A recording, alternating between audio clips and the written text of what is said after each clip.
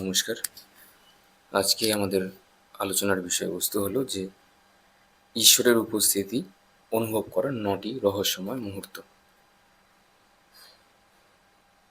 বলার আগে বলে রাখি, যারা অ্যাস্ট্রোলজিক্যাল কনসালটেশনস বা গাইডেন্স নিতে চাইছেন, বা যারা অ্যাস্ট্রোলজি শিখতে চাইছেন, বা যারা মেডিটেশন শিখতে চান, তারা অবশ্যই চ্যানেলের ডেসক্রিপশন দেওয়া নাম্বারে যোগাযোগ করতে পারেন।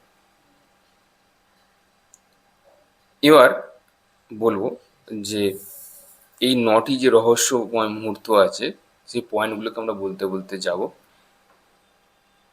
১ নম্বর পয়েন্ট, যেটা আমার পার্সোনালি মনে হয়েছে, যে দুনিয়ার সব দরজা যখন বন্ধ হয়ে যায়, বিশেষ করে সমাজের দরজা, সমাজের মানুষের তৈরি করা দরজাগুলো যখন একের পর এক আপনার মুখের উপর বন্ধ হয়ে যাচ্ছে, তখন একটা দরজা একদম খোলা থাকে, একদম খোলা থাকে। ইভেন আপনার যে বাবা মা আছে, সেখানকার দরজাও যদি বন্ধ হয়ে যায়, তখন একটা মহাজাগতিক দরজা খোলা থাকে। তার কারণ আপনার আত্মীয় পরিজন, বাবা মা, এরা সবাই জাগতিক, জাগতিক মানুষের ভুল ত্রুটি থাকবেই। এই বিষয়ে কোনো দ্বিমত নেই। ইভেন আপনাকে যারা খুব ভালোবাসে, যাদের খুব ভালোবাসার মানুষ আপনি, বাবা মা, ভাই বোন, তাদেরও এমনকি দরজা আপনার মুখের উপর বন্ধ হয়ে যেতে পারে যে কোনো দিন। কিন্তু মহাজাগতিক যে দরজা, মহাজাগতিক যে পিতা, অর্থাৎ মহাজাগতিক পিতা এবং মহাজাগতিক যে মাতা, একটা জাগতিক, একটা মহাজাগতিক, অসম্ভব সময়ে হঠাৎ করে তারা একটা আপনাকে পথের হদিশ দিয়ে দেবে। কোনো না কোনোভাবে পথের হদিশ আপনি পাবেনই পাবেন, 100%। তখন আপনি বুঝবেন যেটা আপনার চারিদিকে অন্ধকারে ঘিরে ধরেছিল, হঠাৎ করে একটা আলোর রূপরেখা এসে আপনাকে রক্ষা করলো সে সময়। পরের পয়েন্ট, ২ নম্বর পয়েন্ট বলবো, অনেক প্রশ্নের উত্তর আমাদের জীবনে পাওয়া যায় না, কিন্তু যখন উত্তর না চেয়েও মনের বেশিরভাগ প্রশ্নের উত্তর যখন আপনি পেয়ে যান,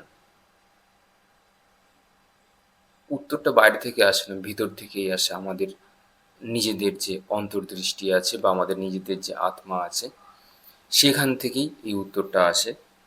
তো উত্তর না চেয়েও যখন মনের সমস্ত প্রশ্নের উত্তরগুলো পেয়ে যায়, মানে আমার উত্তর নেওয়ার দরকার নেই, কিন্তু কিছু কিছু জীবনের এমন কিছু গোপন রহস্যের উত্তর বা কিছু অজানা কিছু খোঁজ, যেগুলো, যে খোঁজগুলো কোনোদিনও পাওয়া যাবে কি না বলে কোনো সন্দেহ ছিল, সন্দেহের অবকাশ ছিল, হঠাৎ করে সেই সমস্ত উত্তরগুলো কিন্তু পেয়ে যাই আমরা কোনো না কোনোভাবে। তখন তখনও বুঝতে হবে যে ঈশ্বরের উপস্থিতি কিন্তু অনুভব করছি আমরা। এটা এটা তখন ধরে নেবেন যে তখন কিন্তু ঈশ্বর আপনাকে এসে আপনার ভিতরে এমন কিছু বীজ এসে বপন করে দিয়ে গেল, যার ফলে আপনি সেই উত্তরগুলোকে পেয়ে যাচ্ছেন। ৩ নম্বর পয়েন্ট বলবো, যখন বিপদ আসে, সত্যিকারের বড় রকমের বিপদ, তখন আপনার ভিতর থেকে এক ধরনের সাহস জন্ম নেয়। এই যে গতকালকে আমরা আলোচনা করেছিলাম ভাড় মে যায়, ধরুন চরম বিপদ, চাকরি নেই, বাবা মা আপনাকে দেখছে না, আপনার ঘরে সবাই আপনাকে এক কোণে ফেলে রেখেছে। সেই সময় না, আপনার যদি কোনো সময় মনে হয়, এই সাহসটা যদি আসে, ভাড় মে যায়, চুলোয় যাক সব কিছু, বুঝবেন ঈশ্বর আপনার সাথে রয়েছে। কেন? কারণ এই যেই মুহূর্তে আপনি বললেন না ভাড় মে যায়, কিছুই যায় আসে না, ইভেন আপনার শরীর চলে গেলেও আপনার কিছু যায় আসে না, তখন আপনি মণিপুরে রইলেন। মণিপুর হচ্ছে বিষ্ণুর চরণস্থল। এই বিষ্ণুর চরণস্থল থেকে, অর্থাৎ মণিপুর চক্র ছেড়ে আপনি নামলেন না। আপনার চেতনা এত খারাপ পরিস্থিতির মধ্যেও যদি না মণিপুর চক্র ছেড়ে নামে, আপনি আছে সাদা খাতায় প্রেজেন্সের নাম দিয়ে লিখে রাখুন এই কথাটা, প্রেজেন্স বলেছিল। জীবনের যে কোনো পরিস্থিতিতে আপনি যদি বলেন ভাড়মে যায়, এবং আপনার মধ্যে যদি এক ফোঁটাও যদি ভয় না থাকে, এক ফোঁটাও, ইভেন শরীর চলে গেলেও নয়। আপনার আত্মার না কোনো দিনও নিম্নগতি হবে না। এবং আপনার যদি যখন জন্ম হবে, যেদিনকে আপনার জন্ম হবে এই ভাড়মে যায় তলের থেকে, আপনার খুব বিশেষ বিশেষ কোনো বড় ঘরে গিয়ে আপনার কি জন্ম হবে, যেখানে শিক্ষা দীক্ষা সঙ্গীত সংস্কৃতি আধ্যাত্মিকতা সমস্ত কিছু অ্যাভেলেবেল থাকবে। তার কারণ আপনার যে চেতনা বিষ্ণুর চরণস্থল ছাড়লই না, মণিপুরকে ছাড়লই না। ভয় নিন্দা হিংসে এগুলো সমস্ত নিচের তলে। ভয় পাওয়া, বদারেশনস স্বাধিষ্ঠান, অহংকার স্বাধিষ্ঠান। তো সবসময় আমাদের চেতনাকে আমরা কোন তলে রাখবো সেটা আমাদেরকে ডিসাইড করতে হবে। তো বিপদের মুহূর্তেও যখন অদ্ভুত সাহস এক জন্ম নেয়, এই যে ভাড়মে যায় আপনি যে বলছেন, এটাও ভাববেন একটা ঈশ্বরের বড় উপস্থিতি। তার কারণ ঈশ্বরের উপস্থিতি না থাকলে পরে আপনি চলে যেতেন মূলাধারে, চলে যেতেন, আপনি নিচেই চলে যেতেন। কিন্তু যেহেতু ঈশ্বরের আশীর্বাদ বা ঈশ্বরের উপস্থিতি আপনার সাথে রয়েছে, সেই জন্য আপনি মণিপুর চক্র ছাড়লেনই না। আপনার আনাগোনা খুব হায়ার সোল হলে পরে বিশুদ্ধি, আজ্ঞা এবং ম্যাক্স টু ম্যাক্স মণিপুরের অবধি তার চেতনা যাওয়া আসা করে। মণিপুর অবধি যখন তার যাওয়া আসা করে, আপনি না এই ধরনের সোলকে কোনো দিনও ডিস্টার্ব করতে পারবেন না। ইভেন প্রকৃতিও পারবে না। আপনি বলছেন তো প্রকৃতিও পারবে না ওদেরকে ডিস্টার্ব করতে। কেন বলুন তো? প্রকৃতির যেসব তাপ এবং চাপ এই সোলটাকে দিচ্ছে, এই সোলটা হজম করে নিচ্ছে। অনেকের দেখবেন হজম শক্তি খুব বেশি থাকে। আমরা বলি না অনেকে বেশি খেতে পারে খুব ভালো, মানে খাবার খেয়ে তাড়াতাড়ি হজম করে নিতে পারে। তো এই টাইপের ব্যক্তিদের বা সোলদের হজম শক্তি খুব ভালো হয়। মানুষের কথা দেখবেন মানুষ নিতে পারে না, সামান্য কথা বললেই তিতো বিরক্ত হয়ে যায়। তো এরা সেই ব্যক্তি সমস্ত নিয়ে নেবে, সমস্তটাই নিয়ে নেবে। পরের পয়েন্টে আমরা যাব, 4 নম্বর পয়েন্টে। একই ঐশ্বরীয় সংকেত বারবার সামনে আসা, মানে কোনো ধরুন কোনো শব্দ হতে পারে, স্বপ্ন হতে পারে, প্রতীক হতে পারে, কোনো বাক্য বা বিশেষ ঘটনা, একই ঘটনা একই স্বপ্ন যদি বারবার আপনার জীবনে যদি হয়, তাহলে এটা আপনাকে আধ্যাত্মিক ইঙ্গিত দেয়। ধরুন আপনি অ্যাঞ্জেলস নাম্বার যদি আপনি মানে দেখছেন, একই অ্যাঞ্জেলস নাম্বার। অনেকে যেন এক এক সময় এক এক রকম অ্যাঞ্জেলস নাম্বার দেখে, আমি তা সেটার কথা বলছি না। একই এঞ্জেল নাম্বার যদি বারবার করে দেখছে, বা একই মন্ত্র হয়তো স্বপ্নে বারবার দেখছে, একই জায়গা বারবার স্বপ্নে দেখছে, একই জায়গা অনবরত, একই ইনসিডেন্ট, সেটা ভালো হোক খারাপ হোক, বারবার স্বপ্নে আসছে। বা তার জীবনের কিছু পরিস্থিতি আছে যেগুলো বারবার তার সামনে এসে ঘিরে ধরছে, সেখান থেকে না কিছু একটা ইঙ্গিত দিতে চাইছে, ঈশ্বর বোঝাতে চাইছে যে এর মধ্যে কিছু আছে, বোঝার চেষ্টা করো। এগুলোকে ঐশ্বরীয় সংকেত বলা হয়। তার কারণ আপনাকে অ্যাওয়্যার করবার জন্য এইসব সংকেতগুলো দেওয়া হয়। আর কোনো 5টা মানুষের কাছে কিন্তু এই সংকেতগুলো কিন্তু আসে না অ্যাকচুয়ালি, নর্মালি। নেক্সট আমরা যে পয়েন্টটা নিয়ে ডিসকাস করবো সেটা হচ্ছে গিয়ে 5 নম্বর পয়েন্ট। প্রার্থনা করবার পরে ঈশ্বরের কাছে পরিস্থিতি নয়, আপনার মনটাই বদলে যায়। দেখবেন কিছু কিছু জীবনের পরিস্থিতি আছে কোনোদিনও কিন্তু বদলায় না। কিছু কিছু পরিস্থিতি আছে বা কিছু কিছু এরিয়া আছে আমাদের জীবনের যেখানে আমাদের আহ, মানে পরিস্থিতিগুলো বদলায় না, কিন্তু আমাদের দৃষ্টিভঙ্গি বদলে যায়। তো এটা ঠিক তখনই হয় যখন আমাদের না আপনার প্রার্থনা যখন আমরা করলাম ঈশ্বরের কাছে, ঠিক তখনই আমাদের দৃষ্টিভঙ্গি বদলে যায়। দৃষ্টিভঙ্গি মানে আমাদের যে দেখার যে কেপেবিলিটিস বা আমাদের দেখার যে ভঙ্গি। ধরুন একটা জিনিসকে ধরুন ধরুন একটা অর্ধেক বোতল জল আছে, তো আমরা হয়তো বলবো যে এই তো অর্ধেক বোতল জল। আবার কেউ কেউ দেখে বলবে হ্যাঁ এই বোতলটা অর্ধেক ভর্তি রয়েছে। কেউ কেউ ভর্তি দেখছে অর্ধেক ভর্তি, কেউ কেউ শুধু অর্ধেক ফাঁকা দেখছে বোতলটা। তো এটাই হয়। এই যে সাপোজ ধরুন এরকম একটা ইনসিডেন্ট হয়েছিল, একটা গল্প আপনারা হয়তো জানেন যে বিবেকানন্দ এরকম এক জায়গায় বসে আছে একটা ঠাকুর দালান বাড়িতে। আহ, দালানটা না মানে হচ্ছে ভগ্নপ্রায়, সেখানে মায়ের মূর্তি ছিলেন বা মায়ের মূর্তি ছিল। তো বিবেকানন্দ বলছে যে আমার কোনোদিনও যদি সামর্থ্য হয় বা দিন তুমি যদি দাও, তাহলে আমি এই দালান মানে এই ভাঙা জায়গাটাকে সারিয়ে একদম রাজপ্রাসাদের মতন করে তোমাকে রাখবো, রাজরানী করে রাখবো। তখন মা তখন কিন্তু সঙ্গে সঙ্গে দৈববাণী হয়, দৈববাণী হয়ে এইটা একটা দৃষ্টিভঙ্গি রইলো। এইবার দেখুন কি বলছি। তখন দৈববাণী হয়, তখন দৈববাণী হয়ে মা বলেন যে বেটা তুই কে রে, যে আমার মানে আমাকে দালান প্রাসাদে রাখবি, মানে সোনার কাগজে মুড়ে রাখবি, এগুলো সব আমারই ইচ্ছা। এটা এটা মা বলছে। মা বলছে আমি যেরকম ব্রহ্মময়ী হয়ে একজন বড়লোকের বাড়িতে সেখানকার ভালো ভালো খাওয়ার, ভালো সুখগুলোকে আচ্ছাদন করছি, সেখান থেকে যেরকম আমি সমস্ত কিছু চেটেপুটে খাচ্ছি, ঠিক একইভাবে আমি এই ভাঙা মন্দিরে বসে মানে এই অভাবগুলোকেও আমি, এই অভাবের সুখগুলোকেও আমি নিচ্ছি। মানে ওনার কাছে অভাবগুলো আরেক ধরনের সুখ। মা বলছেন, মা বলছেন আমি ব্রহ্মময়ী হয়ে যেরকম দালান কোঠাতে থাকতে পারি, আবার সেরকম আমি ব্রহ্মময়ী হয়ে আমি আবার সেই গরিব কুঠুরিতেও থাকতে পারি।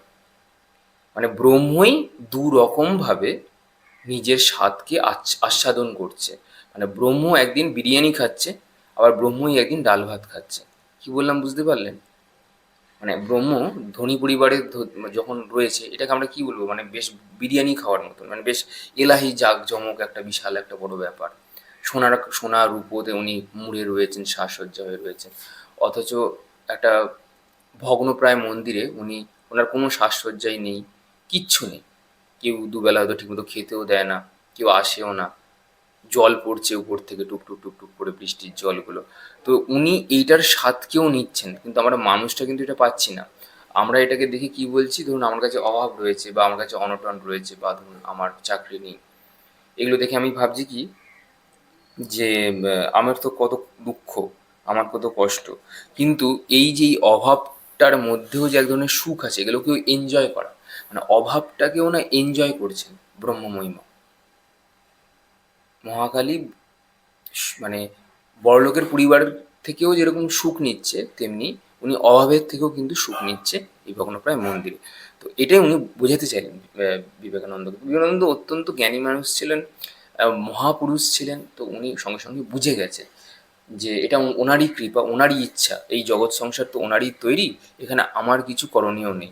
উনি যেখানে চাইবেন থাকবেন, উনি যেখানে চাইবেন বসবেন, উনি যেখানে চাইবেন যাবেন, বা যাকে মনে হবে আশীর্বাদ দেওয়ার দরকার উনি দেবেন, যাকে মনে হবে উনি দেবেন না। পুরোটাই ওনার উপরে। তো তার উপরে ছেড়ে দেওয়াটাই ভালো, এখানে আমাদের হস্তক্ষেপ না করাই শ্রেয়। তো আমাদের মধ্যে এই যে ধরুন বাড়ির অসুবিধা আছে, কারো বাইরে অসুবিধা আছে, থাকবে, এটাকেই এনজয় করুন। কিছু তো না নিয়েই এসেছি, কিছু না নিয়েই চলে যাব। তো যা হচ্ছে ভালোই হচ্ছে, সবই তো ওনার। মানে আপনি যে খাচ্ছেন, আপনাকে যে পৃথিবীতে যে নিয়ে এসছে যে মা, জাগতিক মা, সেই জাগতিক মাকেও কিন্তু নিয়ে এসছে ওই মহাজাগতিক মা।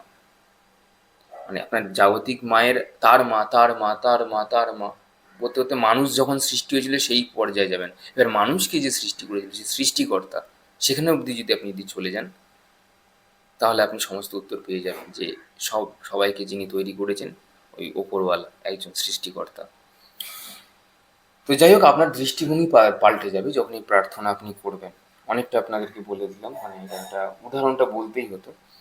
6 নম্বর পয়েন্টে যাব। 6 নম্বর পয়েন্ট হচ্ছে কি, কোনো অচেনা মানুষের কাছ থেকে ঠিক সেই কথাটাই আপনি শুনে ফেলবেন যেটা অ্যাকচুয়ালি আপনার দরকার আছে। মানে ধরুন আপনার মনের মধ্যে একটা কোনো কথা চলছে, কিন্তু আপনি সেটাকে এক্সপ্রেস করে উঠতে পারছেন না, বা আপনার মনের ধরুন একটা কোনো উত্তর আপনার চাই, সেটাকে আপনি ঠিক না খুঁজে পাচ্ছেন না। হঠাৎ করে একটা অডিও চলে এলো আপনার চোখের সামনে, বা কোনো মানুষ হয়তো অডিওর মাধ্যমে হোক, বা ধরুন আপনার মহলে পরিচিত মহলে কেউ হোক, সে এসে আপনাকে কিছু বলে দিল, এবং অচেনা মানুষ, মানে চেনা না, অচেনা মানুষের কাছ থেকে, তাহলেও আপনি সেখান থেকে বুঝবেন যে ঈশ্বরের উপস্থিতি সেখানে রয়েছে। অচেনা মানুষও আপনার মনের যে ভাব যদি কোনো সময় বুঝতে পারে, তার তো বোঝার কথা নয়। যদি বুঝতে পারে তাহলে বুঝবেন যে সেখানে ঈশ্বরের উপস্থিতি রয়েছে। এবার পরের পয়েন্টে আমরা যাব, যে 7 নম্বর পয়েন্ট, যে একাকিত্বের গভীরে অদৃশ্য সঙ্গ অনুভব হয়। এটা কেন বললাম, তার কারণ দেখবেন মানুষ কিন্তু একা থাকতেই পারে না। মানুষ এমন একটা জীব, একা থাকতে পারে না। আবার যখন অনেক মানুষগুলো তার চারপাশে থাকে তখন হিংসে করতেও ছাড়ে না। মানে একাও থাকতে পারবে না, আবার দোকলাও থাকতে পারবে না। মানে কিছু মানুষ তার চারপাশে এলো তখনও তার গা কিনকিন করবে। মানে মানুষ যে কি চায় একমাত্র মানুষই জানে না। মানে মানুষ হয়েও যে কি জীব তৈরি হয়েছে। তো কিছু মানুষ আছে, ব্যতিক্রম তো অবশ্যই রয়েছে, যারা একাকিত্বের মধ্যে থাকলে সবাই বলবে ও বাবা তুমি তো একা হয়ে গেছো, ইন্ট্রোভার্ট হয়ে গেছো। না, সে একাকিত্বের মধ্যেও না একজনের সঙ্গ উপভোগ করে। যেরকম নৈশব্দের শব্দ হতে পারে, বা তোর মনে হতে পারে ঈশ্বর আমার সাথে রয়েছে, বসে রয়েছে, আমার সাথে খেলা করছে, আমার সাথে কথা বলছে, গান করছে, আমার সাথে সুখ দুঃখের কথা বলছে, আমাকে মহাজাগতিক জ্ঞান দিচ্ছেন। হুম। তো এই জিনিসগুলো হয় যখন একাকিত্বের গভীরে অদৃশ্য সঙ্গ অনুভব হয়, তখনও বুঝবেন অদৃশ্য সঙ্গ মানে যা দৃশ্যমান নয় যে সঙ্গটা, কিন্তু আপনার ফিল করছেন যে আমি ছাড়াও এখানে আরেকজনের উপস্থিতি রয়েছে, তখন বুঝবেন যে ঈশ্বর আপনাকে কোম্পানি দিচ্ছেন। তো অদৃশ্যের মধ্যেও সঙ্গতা আপনি উপভোগ করছেন, তখন বুঝবেন যে ঈশ্বরও আপনার সাথে কিন্তু রয়েছেন। এবার পরের পয়েন্টে যাব। যদি আপনার অহংকার ভেঙে গিয়ে হঠাৎ কৃতজ্ঞতা জন্মায়, অর্থাৎ গ্র্যাটিচিউড, মানে একটা মানুষ তো বলে আমি বাড়ি তৈরি করেছি, আমি তোদের খাওয়াচ্ছি, আমি হ্যান করছি, আমি ত্যান করছি, এইটা গেল এক রকমের মানুষ। কিন্তু যে মানুষের মন একটু ময়লা স্বভাবের, একটু নরম বা একটু মাথা ঝুঁকে চলে, তখন তারা বলবে কি যে এই যে বাড়িটা যে দেওয়া হয়েছে, এটা দেওয়া হয়েছে তখন আমি আর করছি, মানে ওই যে লোকটা বলছিল আমি করেছি, হ্যান করেছি, ত্যান করেছি, আমার এত বিজনেস, এত প্রপার্টি। অপরদিকে একটা মানুষের হয়তো অত কিছুই রয়েছে, কিন্তু সে ব্যক্তি বলছে কি সব কিছু ঈশ্বরের দেওয়া। এই যে বাড়িতে থাকছি সেটা ওনারই বাড়ি, এই যে খাওয়ার যে জুটছে এটা উনিই জোটাচ্ছেন, এই যে কাজে যাচ্ছি উনিই দিয়েছেন, ইনি আজকে যে পয়সা কড়ি রোজগার হচ্ছে সেটাও ওনারই দেওয়া, এই যে আজকে ভালো রয়েছে সেটাই ওনারই আশীর্বাদ, উনি না থাকলে পরে হতো না।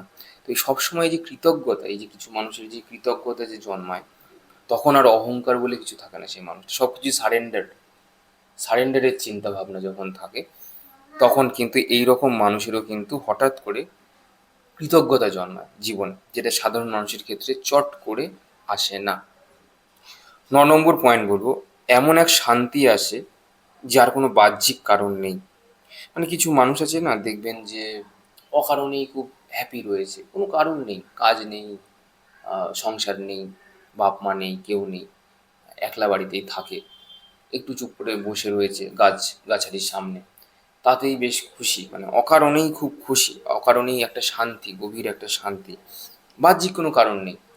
বাইরের অবস্থা যতই খারাপ হোক না কেন, সে কিন্তু একটা নিজের একটা নেশা বা নিজের একটা যে টোলে সে মেতে রয়েছে। এরকম আছে খুব রেয়ার মানুষ।